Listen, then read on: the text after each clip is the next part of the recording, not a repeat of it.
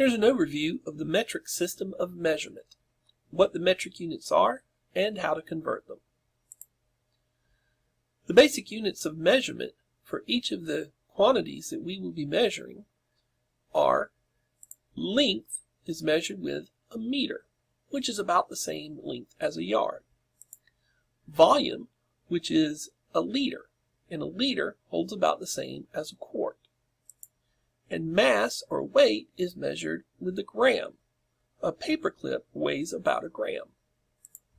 For other units, we use prefixes. To create larger units, we use the kilo, or 1,000 units, the hecto, or 100 units, or the deca, or 10 units. To create smaller units, the prefixes are deci, which is a tenth of a unit, centi, which is 100th of a unit, and milli, which is 1,000th of a unit. Let's see some examples of creating units using the prefixes along with the basic units. If you have 1,000 meters, that is the same as 1 kilometer. Another way to say that is that 1,000th of a kilometer is the same as 1 meter. 100 liters equals a hectoliter. So 100th of a hectoliter would be the same as a liter. And 10 grams is equal to 1 decagram, or a tenth of a decagram is the same as 1 gram. Now for the smaller units, we have a tenth of a gram is a decigram. Again, another way to say that is that 10 decigrams make 1 gram. 100th of a meter is equal to 1 centimeter, or 100 centimeters is the same as 1 meter. And finally, 1,000th of a liter is equal to a milliliter. 1,000 milliliters would be the same as 1 liter. Now we can mix and match these prefixes with any of our 3 units to create other units of measurement. For example, we could combine hecto with meter and have a hectometer. Now, writing out all these names with prefixes would be quite long, so we've created some abbreviations that we can use. For the basic units, we use a 1-letter abbreviation: M for meters, L for liters, and we use a capital L so that it's not confused with a 1 when we handwrite it, and then G for grams. The other units use a 2- or 3-letter abbreviation. The last letter in the abbreviation is for the unit and will be an M, an L, or a G. The first 2 letters of the abbreviation indicate the prefix that is on the unit. Here are some examples. The milliliter is an M for the meter and an M for the millimeter. The centiliter is a C for the centi and an L for the liter, CL. The decigram is a D for the deci and a G for the gram, or DG for decigrams.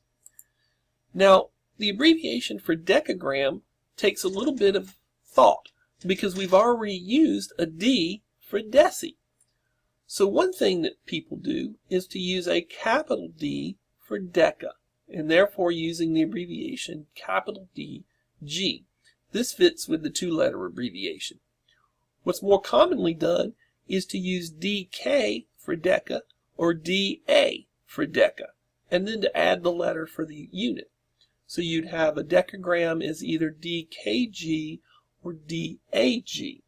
Your textbook uses the DA abbreviation. I tend to use either the DK abbreviation or the capital D abbreviation. For hecto, we go back to our normal 2-letter abbreviations. The hectometer, H for hecto, M for meter. And the kiloliter, K for kilo, L for liter. All of these can be mixed and matched again as well. Now let's look at converting from one metric unit to another metric unit. In order to do this, you should remember the phrase, King Henry doesn't usually drink chocolate milk. Well, actually, you don't really need to remember the phrase, because it's the first letter of each word that's important. King Henry doesn't usually drink chocolate milk. Each of these letters stands for either a prefix or the basic units of measurement. The K for kilo, the H for hecto, the first D for deca, the U for the units. This would be either the grams, the liters, or the meters. The second D is for deci, the C is for centi, and the M is for milli. Now let's look at an example. We would like to convert 7.5 kilometers into decimeters. Here, the K for kilometers and the D for deci.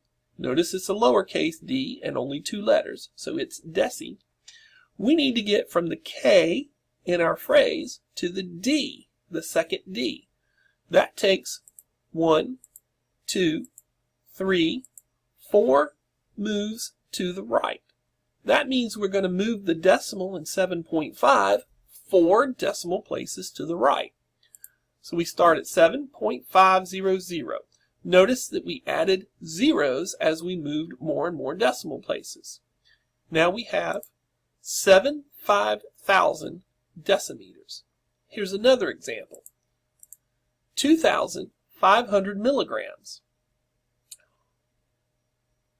To how many grams? Well, this time we're going from the M and milli to the U. Remember, U stands for the unit and is either the gram, the meter, or the liter, depending on what you're measuring.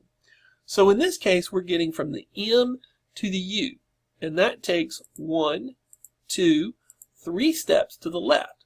So the decimal in 2,500 is moved 3 places to the left, and we get 2.5 grams. Now, area takes a little different approach.